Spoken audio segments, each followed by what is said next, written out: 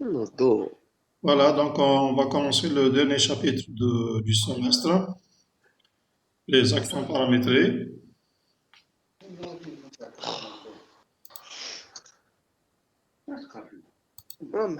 Alors, pour commencer, supposons qu'on veut construire une maquette représentant un hangar.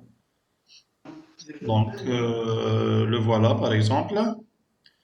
Alors, pour le faire, pour construire cette maquette, ça veut dire faire en quelque sorte un équivalent papier, cartonné. Donc, on a besoin de déterminer les différents composants constituant cette maquette-là. Donc, je vais prendre ce corps dont je veux construire une maquette. Je vais le décomposer à des constituants simples. Donc, si je vois son tracé en 3D, donc je vais fabriquer les différents composants. Donc, une fois que je vois que voilà dont j'en ai besoin, des murs, des toits, un plancher, ainsi de suite. Donc, qu'est-ce qu'on va faire? Je vais fabriquer chaque partie à part. Donc, je vais prendre le plancher par exemple, les murs, les différents murs, parce qu'on a différents types de murs, et les toits.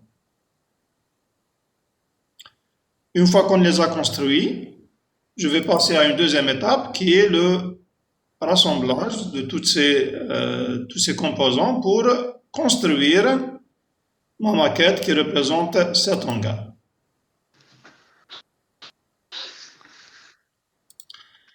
Alors, pour construire une série de maquettes, supposons qu'on veut fabriquer plusieurs maquettes, on va se dire, voilà, on va se partager le travail, on va travailler en équipe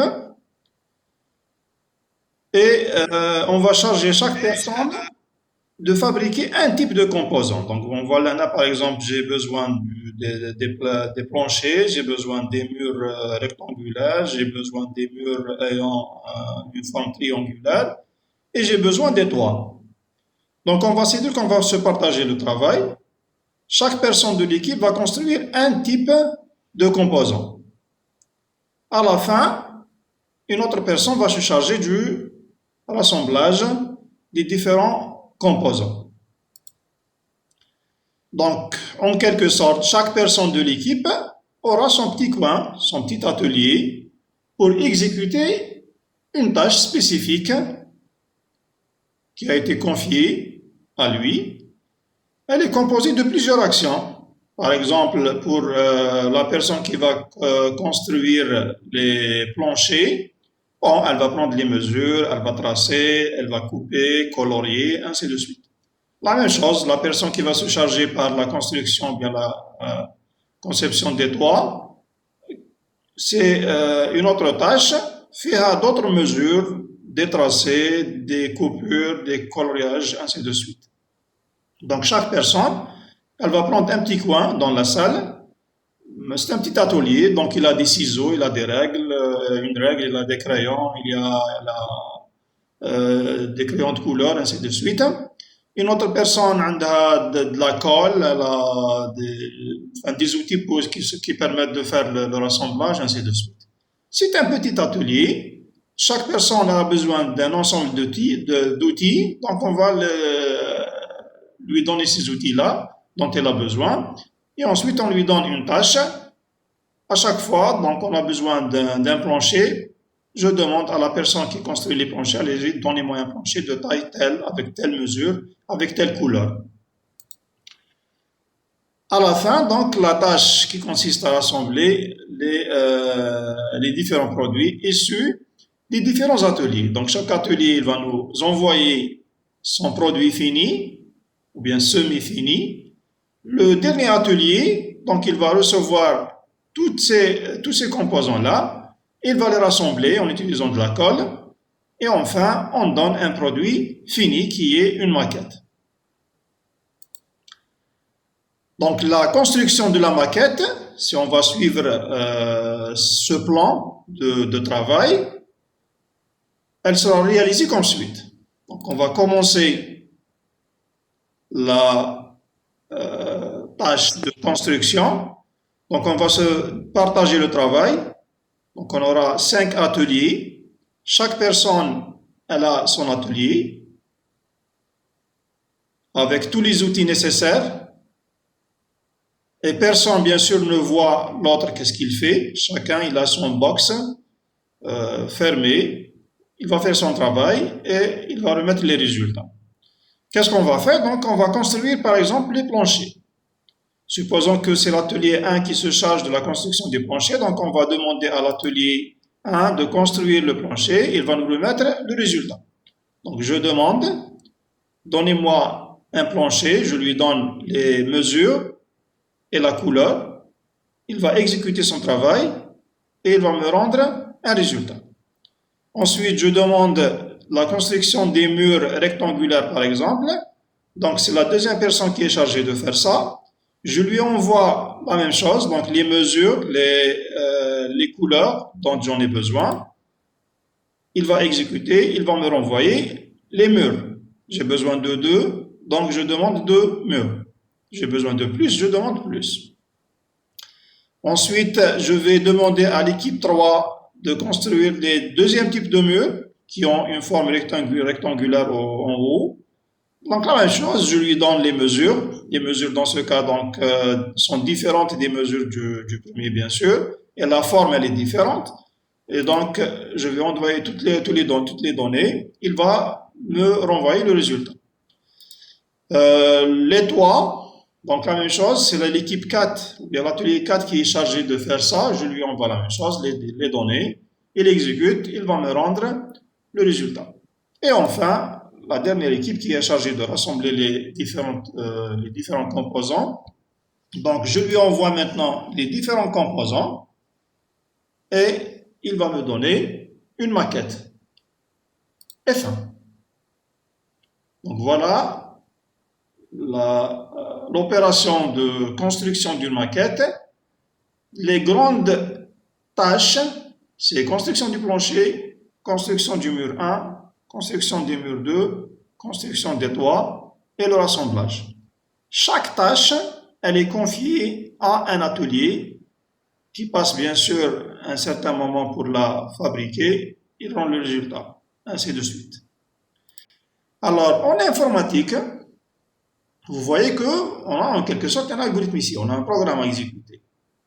Alors, on appelle ce type de programme qui est composé d'un ensemble de tâches où chaque tâche est réalisée dans un petit atelier là. On les appelle, on appelle ça, donc c'est un programme principal qui va, son but c'est de réaliser ou bien de faire une tâche donnée qui va résoudre un problème donné.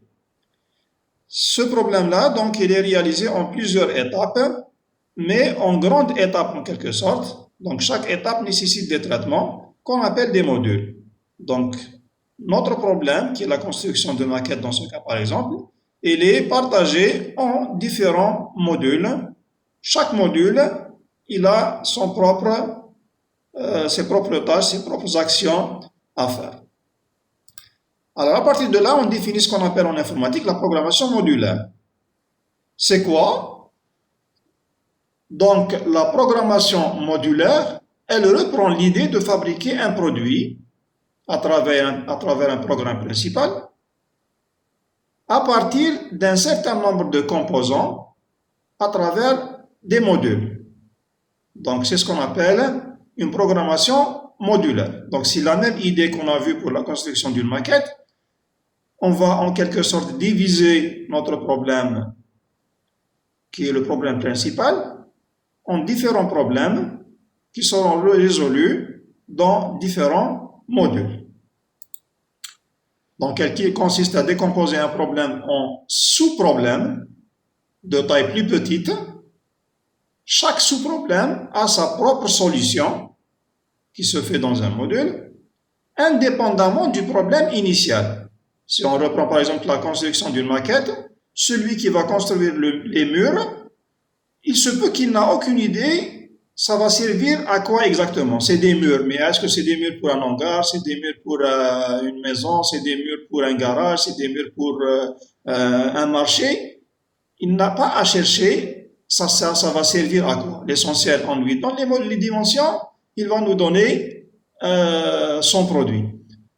Donc, et c'est là l'avantage de ce type de programmation, c'est que le module, il va trouver une solution à un sous-problème indépendamment du problème principal. Ça veut dire que ce sous-problème peut se répéter ailleurs et donc notre solution dans ce module peut servir à d'autres problèmes qui ont le même sens ou bien la même sémantique. La solution finale du problème, ça va être une synthèse entre les différentes solutions. Donc on avait plusieurs ateliers, chaque atelier va donner son résultat, sa solution. À la fin, donc on va faire la synthèse, on va en quelque sorte regrouper ces solutions d'une certaine manière pour arriver à la solution du problème initial. Donc, ayant un problème principal, la programmation modulaire consiste à décomposer ce problème en sous-problèmes indépendants, sous-problème 1, sous-problème 2, sous-problème 3. Et donc la taille du problème, elle est réduite. Au lieu de résoudre un grand problème, on va essayer de résoudre de petits problèmes. Bon, j'ai donné un exemple de 3, ça peut être plus. Chaque sous-problème maintenant, c'est un problème simple, il devrait être simple. On trouve sa solution. Donc on va trouver une solution pour chaque sous-problème qui consiste en un module, module 1, module 2, module 3, qui sont les solutions des différents sous-problèmes issus de la décomposition du problème principal. Une fois qu'on a trouvé les sous-solutions, en quelque sorte, les solutions des sous-problèmes, on va faire la synthèse, donc on va regrouper toutes ces solutions pour trouver la solution du problème principal. Donc la solution finale, c'est une synthèse des différentes solutions qu'on a développées pour les différents sous-problèmes issus de la décomposition du problème principal. C'est quoi un module? Donc, un module, comme on l'a vu, c'est un atelier fermé. Atelier fermé, ça veut dire qu'on n'est pas censé de savoir qu'est-ce qu'il y a à l'intérieur. On demande à l'atelier de nous fournir un résultat, par exemple de construire un mur. Maintenant, la personne qui est chargée de l'exécution de cette requête, de construire le mur, elle entre dans son atelier, elle va faire le travail nécessaire et elle va rendre le résultat. Et donc, nous, en tant qu'utilisateurs, on n'est pas censé de savoir qu'est-ce que la personne est en train de faire. Vous allez chez un tailleur, par exemple, vous demandez la confection d'un costume, donc vous lui donnez le tissu, il va prendre les mesures, il va vous dire, voilà, revenez après une semaine, par exemple. Lorsqu'on revient après une semaine, donc nous allons trouver notre costume prêt. Qu'est-ce qu'a fait le tailleur? Qu'est-ce qu'il a fait comment il a utilisé le tissu? Comment il a utilisé ses ciseaux, sa machine à coudre, ses fils, ainsi de suite. Tout ça est invisible pour nous. Nous, on est censé d'aller à la réception, voilà ce qu'on demande. La personne, elle va prendre les mesures, elle prend le tissu et elle va vous dire, vous revenez après une certaine durée. Donc, le module, c'est un atelier fermé où on exécute une suite d'actions finies sur un ensemble fini de données en entrée pour produire des résultats en sortie. C'est clair? Donc, un module, c'est une boîte fermée. C'est une boîte fermée qui a des ouvertures. Donc, voilà le module. Il a une entrée, une porte d'entrée. Nous avons des données qui arrivent. Ils sont traités d'une manière invisible.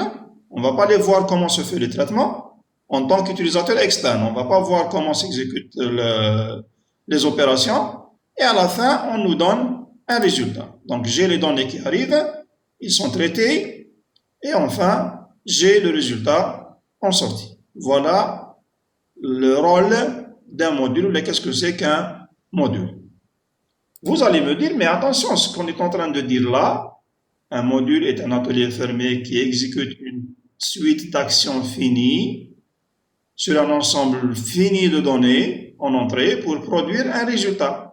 Mais ça, c'est exactement la définition d'un algorithme. Eh bien oui, exactement, c'est un module, c'est un algorithme. Ou bien plus précisément, c'est un sous-algorithme. Lorsqu'on est dans un contexte d'un problème initial, lorsqu'on parle de module, c'est une partie du problème, c'est un sous-problème, donc on parle de sous-algorithme. Mais s'il est pris indépendamment, ça peut être un algorithme. Donc tout algorithme peut être un module, donc peut-être peut devenir un sous-algorithme par rapport à un problème plus important, plus volumineux. Donc on peut dire qu'un module est un algorithme, c'est correct, comme on peut dire que c'est un sous-algorithme pour dire que ça va servir à autre chose. Eh bien, c'est exactement ce qu'on appelle une action paramétrique.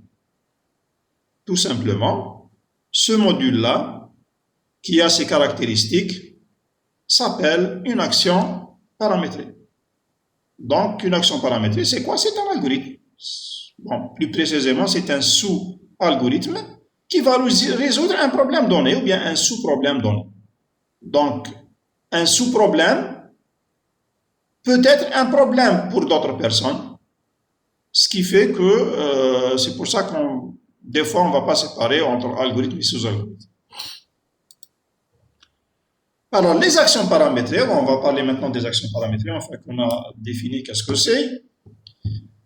Alors, c'est quoi les actions paramétrées? Donc, ce sont des sous-algorithmes qui sont appelés dans un algorithme principal. Donc, là, c'est le problème principal, et ça, c'est les sous-problèmes.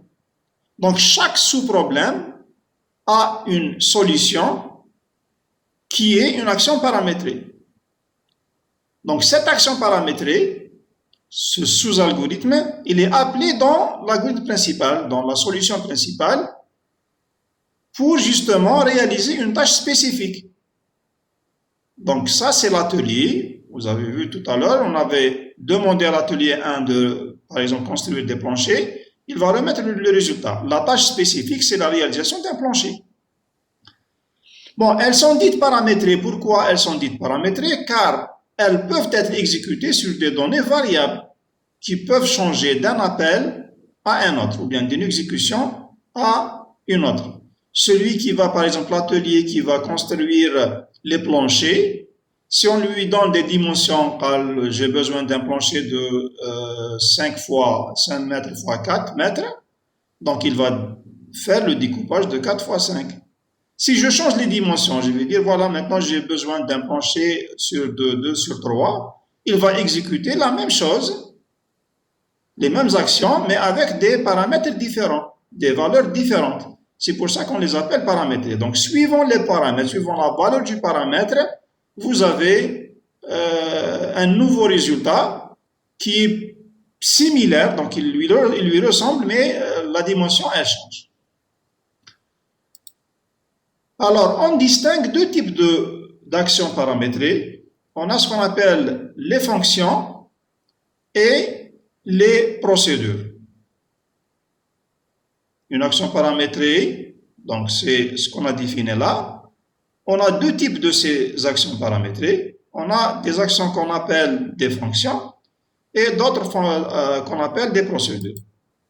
Alors, procédure ou bien fonction, c'est quoi la différence? Pourquoi on appelle certains AP, bon, lorsque je dis AP, c'est action paramétrée. Pourquoi on appelle certains AP fonctions et d'autres procédures?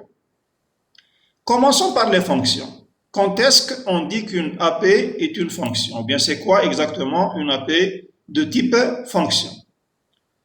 Une fonction, c'est un module qui utilise une ou plusieurs données en entrée. On a dit qu'une action paramétrée en général, c'est un atelier, c'est un module qui a des entrées, il fait un traitement, ensuite il donne des résultats. Le cas particulier d'une fonction, quand est-ce que ce module-là s'appelle fonction, c'est lorsque on a une ou plusieurs données en entrée, c'est OK, mais il va fournir un seul résultat en sortie. Lorsque notre module va fournir exactement un seul résultat, on l'appelle dans ce cas une fonction.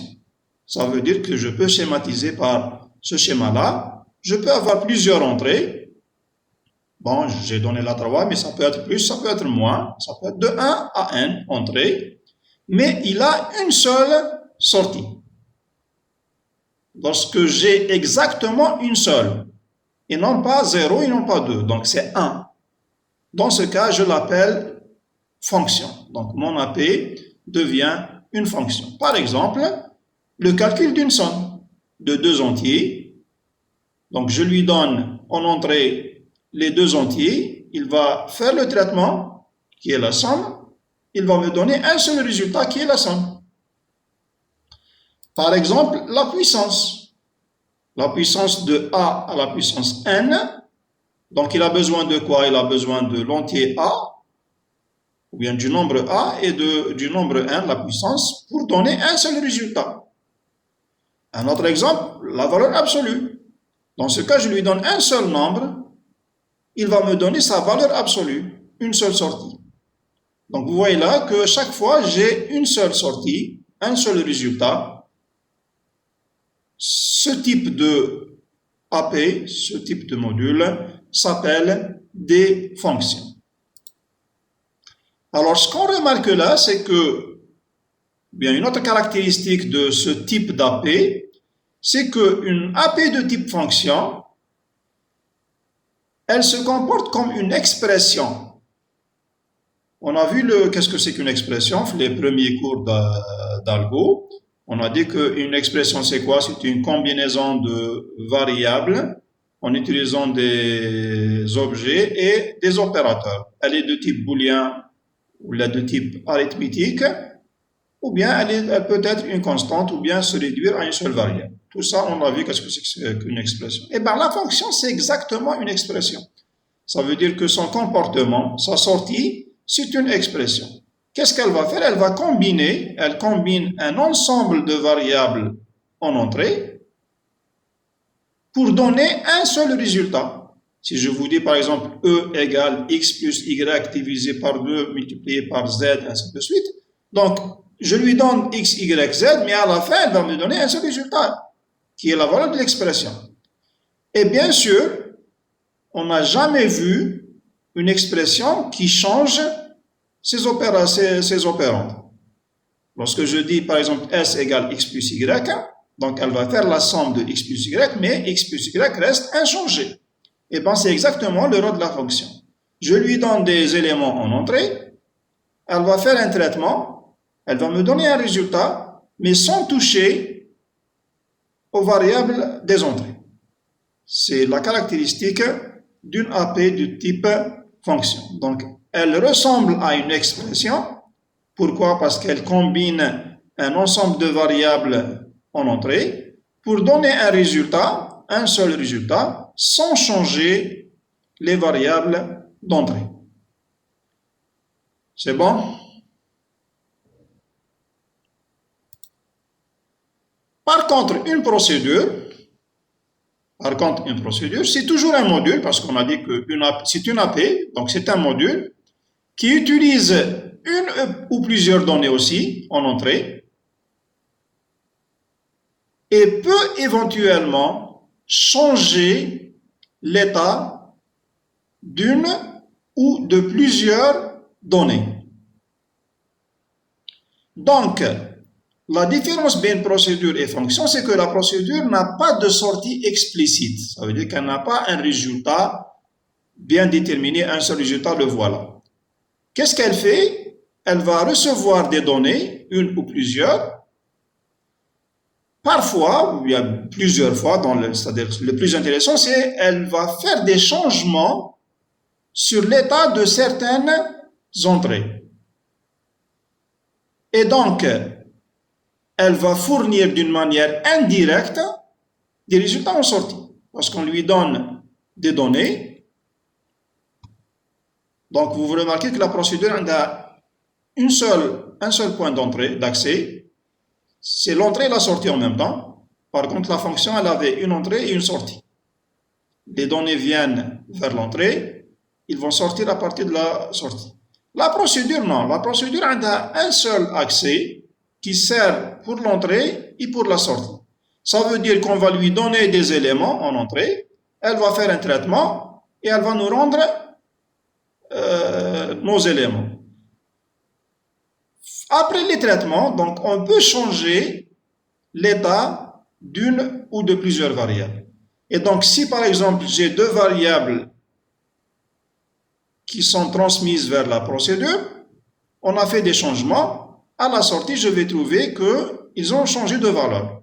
Et donc, elle va me donner en quelque sorte un résultat en sortie, mais qui n'est pas explicite. Ça veut dire qu'elle ne va pas dire voilà tel résultat. C'est à moi de voir que mes variables ont changé. Et si elles ont changé, ça veut dire que j'ai fait un traitement et donc j'ai une nouvelle sortie. Donc, c'est en quelque sorte un nouveau résultat. Par exemple, vous avez des croissants, une pâte, c'est-à-dire qu'elles étaient préparées. Avant la cuisson, c'est une donnée. Je vais l'entrer dans un four. Ma procédure, c'est la procédure de cuisson. Après un certain temps de traitement, elle va me rendre le résultat. Donc, je vois que c'est la même variable, sauf qu'elle a changé d'état. Donc, vous avez un four, il a une seule entrée, vous ouvrez le four, vous introduisez vos gâteaux, votre croissant. Après un certain moment, vous retirez et c'est cuit. C'est la même donnée, oui, mais elle a changé d'état. C'est ce qu'on appelle une procédure. Par contre, la fonction, elle ne touche pas aux données. Si je lui donne un croissant qui n'est pas cuit, à la sortie, je le trouve exactement comme il était au début. Elle va me donner un autre résultat. Je ne sais pas, par exemple, on peut imaginer on va mesurer le poids, par exemple, mesurer le poids de ce croissant qui n'est pas encore cuit. Je le pose sur la balance. Donc, je vais lire le poids. J'affiche, par exemple, 20 grammes, mais la donnée reste intacte. Par contre, la procédure, donc, elle peut, et on dit bien, elle peut changer. Ça veut dire quoi? Ça veut dire qu'il se peut que je donne des données qui ne vont pas changer à la sortie. Par exemple, le plat dans lequel je vais mettre mon croissant qui n'est pas cuit, donc le croissant il est mis au four dans un plat. À la sortie, est-ce que le plat va changer? Non.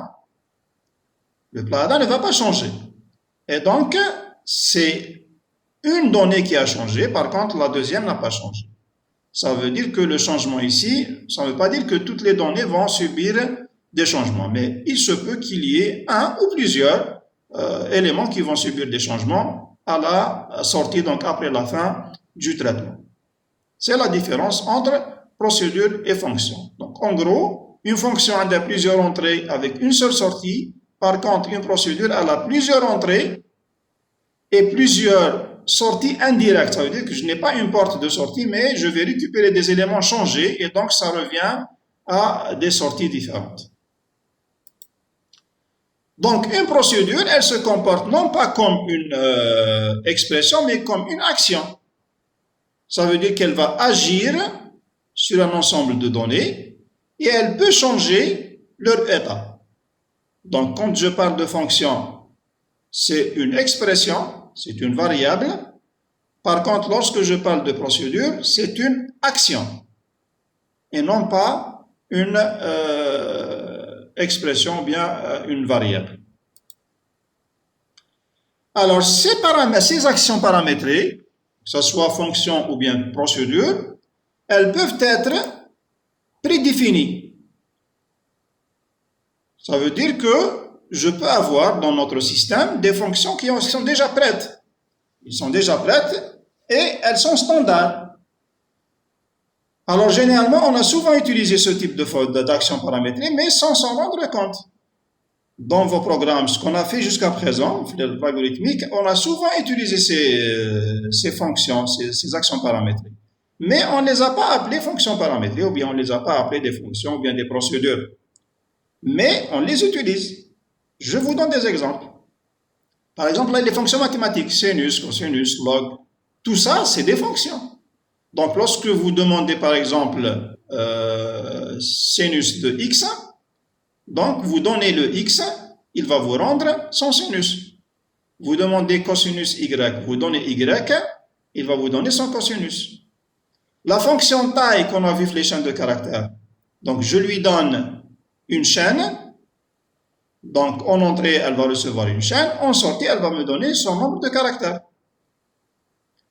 Les procédures lire et écrire, qu'on utilise souvent dans les algorithmes, donc je demande par exemple lire x, y, donc je lui donne x, y, qu'est-ce qu'elle va faire? Donc c'est tout un travail qui va se faire ici. Vous avez vu qu'on va introduire les données, on va accéder à la mémoire, poser les éléments dans l'espace de mémoire réservé, ainsi de suite.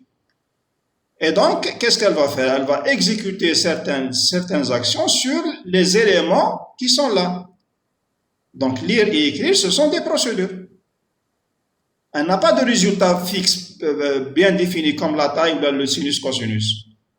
Donc, elle fait une tâche, l'effet Tehas, donc elle agit sur les variables. Son effet, c'est quoi? C'est de changer les emplacements mémoire. On ne voit pas de résultat direct, mais il est implicite. C'est pour ça que c'est une procédure et non pas une fonction. Bien.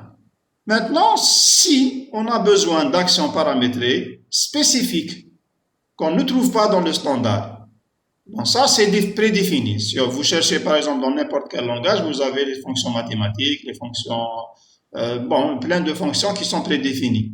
Maintenant, supposons que dans un problème spécifique qu'on veut résoudre, j'ai besoin d'un certain nombre de modules. Après que j'ai décomposé mon problème en sous-problèmes, je trouve que la solution du sous-problème n'est pas standard. Ça veut dire qu'elle nécessite un traitement particulier. Alors, si je n'ai pas de standard, je vais définir moi-même, je vais construire moi-même mon action paramétrée. Au lieu que j'utilise celle qui existe dans le système, je vais construire ma propre action paramétrée. Comment? Comment alors? Contrairement aux actions prédéfinies, que je trouve que je peux manipuler sans faire des déclarations, sans faire n'importe quoi, elles sont prédéfinies, les actions spécifiques là, les actions propriétaires, c'est-à-dire que nous devons nous-mêmes construire, elles doivent être déclarées dans la partie déclaration de l'algorithme principal qui va les utiliser. Ici, lorsqu'on utilise des fonctions standards, elles sont prédéfinies, donc tout compilateur, lorsque par exemple on sait vous mettez include std, ça veut dire que il va dire que vous pouvez utiliser, il déclare en quelque sorte toutes les procédures qui vous permettent de faire les entrées-sorties, input-output. Donc il va vous permettre d'utiliser toutes les procédures qui vont servir aux entrées-sorties. Si je dis par exemple include math, donc il va introduire toutes les fonctions prédéfinies de mathématiques sans avoir à les définir. Donc la même chose, si on définit de nouvelles actions,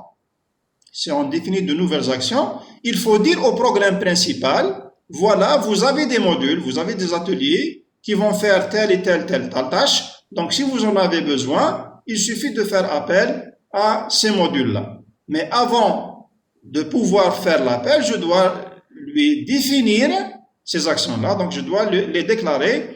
Et déclarer où? Les déclarer dans la partie déclaration, parce qu'une action paramétrée, par exemple une fonction, on a dit elle ressemble à une expression, elle ressemble à une variable.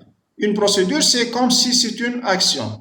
Donc, dans la partie déclaration, avant de commencer l'exécution, l'algorithme principal, ou bien le programme principal, il doit savoir qu'il a des outils qu'il peut utiliser. Donc, on va les déclarer dans cette partie-là. Donc, avant de commencer l'exécution, il va passer par la déclaration. Il trouve qu'il a des outils, de nouveaux outils qu'il peut utiliser. Donc, en général, l'algorithme principal, on a vu déjà, c'est une partie en tête, une partie déclaration, une partie action. D'habitude, la partie déclaration, qu'est-ce qu'on fait? On déclare les variables concernant l'algorithme. Ça, c'est un algorithme classique qui n'utilise pas des modules sous forme d'actions paramétrées. Alors, si on veut que cet algorithme-là utilise des actions paramétrées, il faut rajouter la déclaration à ce niveau-là. Déclarer les AP, donc déclarer qu'il y a des modules que cet algorithme-là, ce programme-là, peut utiliser en plus de ces traitements spécifiques. Alors, comment je déclare maintenant cette partie-là? Donc, la déclaration des AP. Alors, comme les AP sont des algorithmes, ou bien des sous-algorithmes, donc ils ont la même structure, elles ressemblent fortement aux algorithmes. En effet, donc elles se composent des trois parties, des fameuses trois parties, partie en tête, partie déclaration et partie action. Puisque le module HADA AP, c'est un algorithme, c'est un sous-algorithme, oui, mais c'est un algorithme en fait. Donc, il a la même structure, la même squelette qu'un algorithme. On a vu au départ, les premiers cours, qu'un algorithme, c'est trois parties, une partie en tête, partie déclaration, partie action. Et bien, exactement, pour les AP, elles sont construites ou bien composées de trois parties, partie en tête, partie déclaration et partie action. Alors, pour la partie déclaration et la partie action, il n'y a aucun changement. C'est exactement les parties qu'on a vues les algorithmes. Donc, elles sont identiques à celles qu'on a vues les algorithmes classiques. Partie déclaration, par exemple, elle commence par var. Je déclare les variables, le nom de la variable, deux points, son type, ainsi de suite. Donc, on a la même chose. La partie déclaration d'une AP, elle commence par var et je déclare les noms des variables, deux points, leur type. La partie action, c'est une suite d'actions. La même chose ici pour les AP. La partie action, c'est une suite d'actions. La différence, donc, elle est au niveau de la partie en tête. La différence entre un algorithme et une AP, c'est la partie en tête. Et c'est la différence aussi entre une fonction et une procédure. Ça veut dire entre les deux types d'AP, c'est leur en-tête qui diffère. Comment on fait la différence entre une fonction et une procédure? C'est à travers l'en-tête. Et comment on fait une différence entre un algorithme et une AP? C'est à travers l'en-tête. Donc, c'est cette partie-là qui fait la différence entre ces trois éléments, un algorithme, une fonction et une procédure. Bon, je passe à la déclaration maintenant des fonctions, parce qu'on a dit que j'ai deux types d'AP, donc on a les fonctions et les procédures. Comment on fait la déclaration des fonctions? La partie en tête, c'est elle qui fait la différence. Donc, la fonction, c'est une variable, en quelque sorte, c'est une variable intelligente. Parce qu'on a dit que la fonction, ça ressemble à une variable, c'est une expression. Elle est intelligente, pourquoi? Parce qu'elle fait des traitements. Donc, comme toute autre variable, on a dit, les débuts Camel, que chaque objet dans un algorithme, il est caractérisé par trois caractéristiques, le nom, le type et la valeur. Eh bien, puisque la fonction, c'est une variable, c'est vrai qu'elle est spécifique, une variable un peu intelligente, mais elle a quand même les caractéristiques de la variable. Donc, elle possède un nom, un type et une valeur. Donc, en plus des variables classiques, elle peut faire des traitements. Ce type de variable spécifique, il a les mêmes caractéristiques, mais il peut faire en plus des traitements. Donc, ces caractéristiques-là doivent apparaître dans l'entête. Alors, comment je déclare l'entête d'une fonction? Sa syntaxe, eh bien, la voilà. Donc, comment je déclare une fonction? Donc, j'ai l'entête, j'ai la partie déclaration et j'ai la partie action. Donc, vous voyez que ces deux parties, les deux dernières parties, c'est exactement comme des algorithmes. Var, liste des variables, début, fin, les actions. La seule différence, c'est que je mets un point-virgule aussi ici au lieu d'un point pour dire que ce n'est pas encore la fin. C'est la fin d'un module, mais ce n'est pas encore la fin du problème principal. Donc, la différence, vous voyez que c'est à ce niveau-là. Les algorithmes, on mettait algorithme, nom de l'algorithme, c'est tout. Lorsque c'est une fonction, c'est une AP, donc je donne le mot-clé fonction, ensuite le nom de la fonction, je donne ici la liste des paramètres, on va voir ce que c'est. Deux points, je donne le type de la fonction. La valeur, bien sûr, on a vu même les variables, la valeur, elle apparaît au moment de l'exécution. Et bien la même chose aussi pour la fonction, sa valeur, elle va apparaître au moment de son exécution. Pour le moment, c'est une déclaration. Alors, le nom, c'est le nom de la fonction, c'est un identificateur. La liste des paramètres, c'est, on va donner donc ici la liste des paramètres avec leur type. On va voir juste après qu'est-ce que c'est. Le type du résultat, c'est le type du résultat de la fonction. On a dit que la fonction a un seul résultat. Quel est son type? Eh bien, son type, on va le mettre ici. Généralement, il est de type simple. Type simple, ça veut dire réel, booléen, entier, caractère. Bon, à la limite, on va voir qu'on peut faire autre chose, mais ça va venir. Pour le moment, on va dire que c'est un type simple. Ici, donc, c'est la liste de variables. On les appelle des variables locales. Si on en a besoin, si elles existent. Avec leur type, bien sûr, c'est comme la déclaration des variables dans un algorithme. Et enfin, les actions, donc c'est une suite d'actions qui décrit le traitement de la fonction. Les algorithmes, c'est une suite d'actions qui décrit le traitement de l'algorithme. Ici, c'est le traitement de la fonction. On va voir maintenant en détail qu'est-ce que c'est que ces éléments. Les paramètres. Qu'est-ce que c'est que les paramètres dans une fonction? Alors, nous avons vu qu'une API est un atelier fermé, c'est une boîte noire. On ne peut pas savoir qu'est-ce qu'il y a à l'intérieur. Donc, le seul moyen pour communiquer avec cette boîte noire et de bénéficier de ses services, c'est les API. Donc, c'est à travers les paramètres, à travers les paramètres. Ça veut dire qu'on ne peut pas communiquer avec l'API sauf à travers une fenêtre qui est les API. J'ai donné aussi l'exemple d'un tailleur, par exemple. Le tailleur ne va pas vous faire entrer dans la salle de couture, par exemple. Donc, il a un bureau de réception. Donc, vous donnez vos données, ce que vous avez, votre commande, qu'est-ce que vous voulez faire. Vous déposez et vous revenez après un certain moment pour récupérer votre produit. Donc, à travers les paramètres, nous pouvons bénéficier des services de cette fonction. Une fonction, elle utilise donc ces paramètres pour introduire les données. Parce qu'on a vu qu'elle va faire un traitement sur quoi? Sur des données. Et bien, ces données-là, elles sont introduites à travers ces paramètres-là.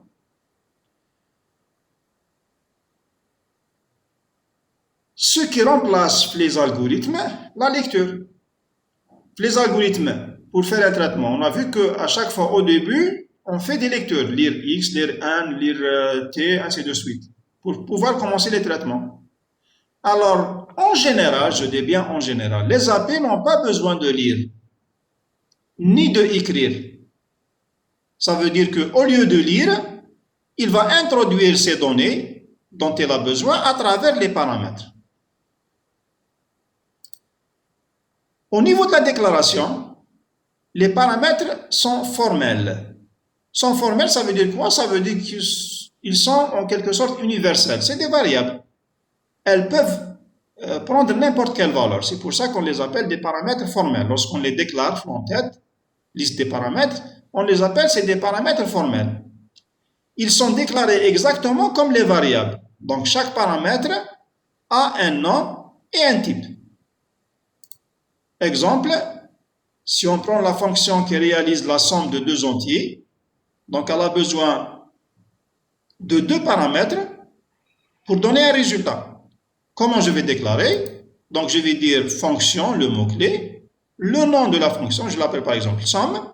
Donc je donne là les deux paramètres, les deux variables, A et B de type entier. Le résultat de cette variable intelligente, de cette variable somme, c'est un entier. Donc, elle est de type entier. Notre fonction, qui s'appelle somme, elle a besoin de deux paramètres formels A et B pour donner un résultat de type entier. Et donc, ça, les paramètres formels, c'est exactement comme les variables d'un algorithme. Donc, on déclare des variables, ensuite on va lire pour avoir les données. Maintenant, on ne va pas lire, donc on va passer les valeurs à travers ces paramètres-là. La liste des variables. La liste des variables, appelée aussi des variables locales, donc elles sont locales à la fonction. C'est exactement comme des outils de l'atelier. Le tailleur, par exemple, il a une machine à coudre, il a des ciseaux, il a des outils pour mesurer, il a des patrons, ainsi de suite. Et donc tout ça, ça n'a rien à voir avec l'utilisateur. Ça n'a rien à voir avec la personne qui vient, par exemple, demander la confection d'un costume. Je ne cherche pas est-ce qu'il a une machine à coudre de type X ou de type Y, est-ce qu'il a des ciseaux X ou Y, ou ainsi de suite. Alors, ce qui m'intéresse, je te donne un tissu, tu prends les mesures, tu me rends un costume. Alors, pour confectionner un produit, le tailleur il a besoin des outils. Ils sont locaux à son atelier. Exactement pour un traitement informatique, si on veut réaliser par exemple n'importe quel traitement, si on a besoin, et j'ai dit bien si on a, ça veut dire que ça se peut qu'on n'a pas besoin de ces variables. Si on a besoin de variables, des outils locaux pour faire le traitement, donc on va les déclarer à ce niveau-là. On va les déclarer au niveau de la partie déclaration. On déclare les différentes variables locales. Donc elles sont utilisées dans le cas où le traitement nécessite des variables intermédiaires. On a vu les algorithmes par exemple, pour faire une somme, la somme de 1 plus 2 plus 3 plus jusqu'à n, qu'est-ce qu'on disait? Donnez-moi n, lire n, c'est tout. Donc les données en entrée c'est n. Mais pour faire la somme, j'ai besoin d'un compteur i pour faire la boucle. Et donc le compteur devient une variable locale, si on veut faire la même chose avec une fonction. Les actions, donc on a dit qu'il y avait les paramètres, les variables et les actions. Les actions, donc cette partie, elle contient le détail du traitement. Dans une fonction, dans une API de type fonction, cette partie-là, la partie des actions, elle doit se terminer par une affectation du résultat, de l'unique résultat de la fonction, au nom de la fonction. Ça veut dire que toute fonction doit contenir dans sa partie action une affectation vers le nom de la fonction. Exemple, si je considère la fonction somme de tout à l'heure, donc on avait donné juste son en-tête, donc fonction somme AB entière, là on a vu l'en-tête. Qu'est-ce qu'elle fait cette fonction? Elle va faire la somme de A plus B. Est-ce qu'elle a besoin de variables locales? Non. Pour calculer la somme, je n'ai pas besoin d'autres variables. Il me faut juste le A et le B. Mais vous voyez là que la partie action, entre le début et la fin, elle doit contenir au moins, je dis bien au moins, une affectation. Parce qu'il se peut qu'il y ait plusieurs. Si on a des tests, on a un traitement un peu plus long, je peux avoir plusieurs affectations. Mais au moins une pour dire que ça y est, c'est fin, j'ai récupéré le résultat. Au moins une affectation dans sa partie action où le nom de la fonction se trouve à gauche. Ça veut dire que voilà le nom de la fonction qui s'appelle somme. Je vais trouver le nom somme à gauche d'une affectation, au moins une fois dans la partie action. Alors, une fois qu'on a déclaré, classe, on a préparé, on a construit notre fonction, notre action paramétrique, comment l'exploiter? Comment je vais l'utiliser? C'est ce qu'on appelle l'appel de fonction. Alors, une fois que la fonction est déclarée et elle est construite, on peut l'exploiter à n'importe quel moment maintenant. Ça devient comme une fonction standard, ça devient comme une API standard. Donc, l'algorithme principal, et je dis bien le principal ou l'appelant, ça veut dire que c'est pas forcément le principal, parce que il se peut que dans un module, j'ai besoin d'un autre module. L'essentiel, celui qui a besoin de la fonction, il va l'appeler. Alors, on dit qu'on fait appel à la fonction lorsqu'on demande son résultat, bien son exécution. C'est ce qu'on appelle l'appel de fonction ou l'appel de procédure, l'appel d'une API en général.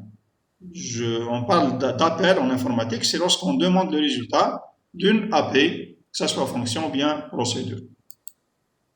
La syntaxe, comment je fais l'appel? On a vu que la fonction elle se comporte exactement comme une expression. Et donc, elle peut être utilisée dans une affectation, dans un test, dans une autre expression, ainsi de suite. Donc, comment il se fait l'appel? Donc, on va utiliser son nom parce que ça devient comme une variable. Mais une variable un peu complexe. Donc, elle devient une expression. Donc, on utilise son nom avec maintenant les paramètres effectifs.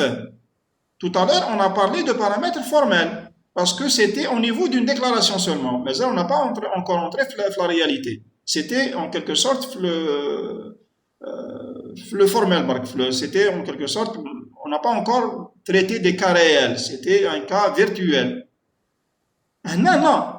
Là, on a des paramètres, des valeurs réelles, des valeurs effectives. Donc, on parle de paramètres effectifs. Et justement, ces paramètres effectifs, ils vont remplacer les paramètres formels. Donc, je donne le nom de la fonction à l'appel, la liste des paramètres effectifs qui sont exactement au même nombre et au même type que les paramètres formels. Donc, il faut remarquer ici que les paramètres effectifs doivent être du même type que les paramètres formels, avec le même nombre. Si vous avez par exemple deux paramètres formels, donc on doit avoir deux paramètres effectifs à l'appel. Si j'ai des entiers et des réels, ça doit être des entiers et des réels. Si j'ai deux paramètres, je dois avoir deux paramètres. Si j'ai le premier entier suivi du deuxième réel, je dois respecter l'ordre. Tout ça, c'est important dans l'écriture des éléments de l'appel. Par exemple, je peux dire écrire somme xy. Et vous voyez là que je ne vais pas maintenant détailler x c'est un entier, y c'est un entier, résultat c'est un entier. Là, je fais directement le nom de la fonction avec les paramètres effectifs. Et vous remarquez là que les noms des paramètres effectifs ne sont pas forcément les mêmes noms des paramètres formels. Tout à l'heure, pour la déclaration, on avait utilisé AB. Pour l'appel, je peux utiliser xy, d'autres noms. L'essentiel, j'avais deux paramètres, j'utilise deux paramètres. J'avais deux entiers, j'utilise deux entiers. J'avais le premier entier et le deuxième, j'utilise le premier et le deuxième. Une autre expression où j'utilise l'appel, par exemple, une affectation. Parce qu'on a dit qu'une fonction se comporte comme une expression, comme une variable. Donc, je peux affecter une fonction. Donc, je dis par exemple, S reçoit somme de AB. Et vous voyez là que j'utilise AB. Donc, les mêmes noms que les paramètres formels. Mais attention, ce A et ce B qui sont effectifs ne sont pas les mêmes que A et B qui sont formels. On va voir comment ça se passe après. Je peux faire appeler la fonction dans un test. Par exemple, je vais dire si somme de fg égale 0. Et donc là, vous voyez qu'à chaque fois, je fais un appel en utilisant le nom de la fonction avec un ensemble de paramètres réels ou bien des paramètres effectifs. Comment j'exécute maintenant? Alors, au moment où l'algorithme principal a besoin du résultat de la fonction, il lui fait appel. Donc, il va faire appel en transmettant les valeurs des paramètres, c'est-à-dire il va donner les paramètres effectifs, et il va récupérer ensuite le résultat dans le nom de la fonction. Soit, par exemple, un algorithme qui calcule la somme de deux entiers, mais en utilisant la fonction somme. Ça veut dire que ce n'est pas un algorithme classique, il va utiliser un module qui calcule la somme. Donc l'algorithme serait de cette façon-là. J'ai algorithme calcul somme, j'ai besoin de faire la somme de x, y, résultat dans S, mais en passant par une procédure, ou bien une fonction somme, qu'on a vu tout à l'heure. Donc elle s'appelle somme, elle a deux paramètres A et B, elle est de type entier, elle réalise la somme. Si je commence l'exécution de cet algorithme-là, donc, au moment de la déclaration, je ne fais rien. Même si c'est une fonction, je ne fais rien parce que c'est juste une déclaration là. Donc, l'exécution commence à partir de ce point-là. Donc, je vais exécuter, lire, j'affiche données deux entiers, lire x, y. Là, donc, je vais introduire x, y. J'introduis par exemple x avec 5, y avec 4. Je continue mon exécution. Je trouve là qu'il y a un appel à une fonction. Je trouve somme, je suis passé par la déclaration, donc mon programme principal, il sait qu'il a un outil qui s'appelle somme, qui réalise la somme de deux entiers A et B. Donc, qu'est-ce que je dis? S reçoit somme de x, y. Donc, qu'est-ce qu'il va dire? Il va aller à la fonction qui va l'orienter vers son atelier. Donc, on va aller à l'atelier de la fonction et on lui donne notre matière première, x, y. Bon, on va dire, on est là. Je sonne à la porte de la somme. Donc, la somme indique qu'est-ce qu'elle fait? Et elle dit, attention, est-ce que vous avez ramené les produits de la matière première? Elle va nous dire que moi, j'ai besoin de 2 entiers. Donc, personne ne peut accéder à la fonction. C'est elle qui va, en quelque sorte, nous sortir des conteneurs, des bacs, où on va mettre, bon, malheureusement, ADN n'a pas fonctionné, elle va mettre les données TAH. Donc, je vais mettre les données dans A et B, ce qui fait que X va être transféré dans A et Y sera transféré en B. Ensuite, elle va faire entrer ces données-là dans son atelier. Elle calcule la somme, donc 9. L'algorithme principal, il attend le résultat. Donc, elle va transmettre le résultat à travers son nom, qui s'appelle somme, place. Maintenant, j'ai terminé la fonctionnalité, elle a terminé son rôle. Lorsqu'elle termine son rôle, donc, tout ce qui a été déclaré l'ANAYA comme variable, comme traitement, il va disparaître. Place, on n'a plus besoin de la fonction. Maintenant, il suffit de remettre les résultats à l'appelant à l'algorithme principal et dire voilà, la somme TX est égale à 9. Donc 4 plus 5 c'est égal à 9. On est passé par cette fonction-là. Mais maintenant, on oublie. C'est comme si ça n'a pas existé. Donc toutes les variables, ce qu'on a utilisé dans la fonction, il va être restitué au système d'exploitation. Alors, il faut dire là qu'on peut utiliser une autre syntaxe dans les actions, dans la partie action de la fonction. Donc, au lieu d'utiliser des affectations du résultat vers le nom de la fonction, on peut trouver d'autres syntaxes, par exemple celle qui est utilisée dans le langage C. On utilise un mot-clé retourné, expression, où expression, elle contient le résultat. Donc, au lieu de faire une affectation du résultat vers le nom de la fonction, on va écrire retourner le résultat. Cette expression, elle peut être une expression, elle peut être une variable ou bien une constante. Par exemple, la fonction somme, au lieu d'utiliser somme, le nom de la fonction reçoit A plus B, je peux utiliser une variable intermédiaire, par exemple S, c'est un entier, je vais calculer d'abord S reçoit A plus B, ensuite je vais dire retourner S, qui veut dire le résultat sera S. Ou bien, sans passer par la variable, je vais utiliser directement l'expression. Donc, je peux écrire la fonction somme. Elle a 2 paramètres de type entier. Son résultat, c'est quoi? C'est retourner A plus B directement, sans utiliser les affectations. Bon, généralement, j'utilise la première syntaxe, mais on peut utiliser cette deuxième syntaxe. Exemple, je termine par l'exemple, il est 9h déjà. Supposons qu'on nous demande d'écrire une fonction voyelle qui va vérifier est-ce qu'un caractère donné est une voyelle.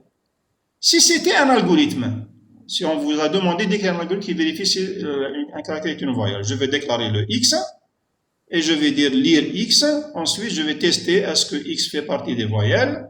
Si oui, écrire x est une voyelle. Alors là, tout ça, non. Je n'ai pas besoin de lire, je n'ai pas besoin d'afficher. Ce que je dis maintenant, c'est que cette fonction-là, elle est de quel type? Elle va me dire est-ce que le caractère est voyelle ou non? Est-ce que c'est vrai ou c'est faux? Donc, elle est de type booléen. Elle a besoin de quoi? Elle a besoin d'un seul caractère. Donc, elle va avoir un seul paramètre de type caractère. Je lui donne le caractère, elle va me dire oui, c'est une voyelle, non, ce n'est pas une voyelle. Donc, ma fonction sera, donc le mot-clé fonction, je vais l'appeler voyelle, je lui donne comme paramètre formel x un caractère, elle est de type booléen. Le traitement, c'est exactement le traitement comme si c'était un algorithme. Donc, qu'est-ce que je vais dire? Sans dire lire, parce que le XPath, je l'ai. Si c'était un algorithme, on aurait mis lire X. Là, je ne mets pas attention. Donc, je vais attaquer directement le caveau. KX vaut, donc je cite les voyelles. Voyelle soit vraie. Sinon, voyelle soit faux. Et c'est tout. Et vous avez votre option qui vérifie est-ce qu'un caractère est une voyelle. Donc, attention, pas de lecture. Je ne vais pas faire lire X là. Pourquoi? Parce que le X, il est transmis comme paramètre effectif après. Et pas d'affichage. Je ne vais pas dire écrire X est une voyelle. Bon, le X, j'avais préparé premier, bah, j'ai changé parce que c'est lent. Le résultat, c'est vrai ou faux. Donc, il va être fourni à travers le nom de la fonction. Voyelle est vrai, ou bien voyelle est faux. Donc, ceci termine. J'arrête. Je sais que j'aurais été je vais arrêter. Donc, la prochaine fois, on va continuer avec les procédures. Monsieur, on aura un TD là. Je ne sais pas, j'ai une contrainte. Je vais voir. Si je termine avant midi, je vais vous envoyer un message, une invitation. Donc, vous attendez l'invitation à le midi. Si j'envoie l'invitation, donc on va faire un petit TD sur les fonctions. Sinon, ça sera après.